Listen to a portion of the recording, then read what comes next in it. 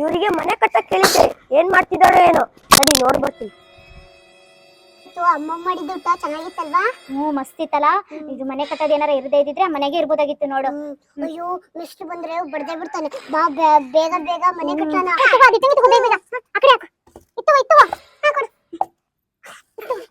ನೀನು ಅಲ್ಲಿ ಕಸ ಹೊಡೆ ಹೋಗು, ನಾ ಇಲ್ಲಿ ಮೆಟ್ಲಿಗೆ ಹಾಕ್ತೀನಿ. ಬೇಗ ಬೇಗ ಕಟ್ಟು, ನಾನು ಕಸ. ಅಪ್ಪ ಈ ಮನೆ ಕಟ್ಟಿ ಮೇಲೆ ನಾನು ಚಿಕ್ಕಿ ಇದೇ ಮನೆಗೆ ಇದ್ದು ಬಿಡ್ತೀವಿ. ಅಪ್ಪ ಎಷ್ಟು ಕಸ ಐತಿ.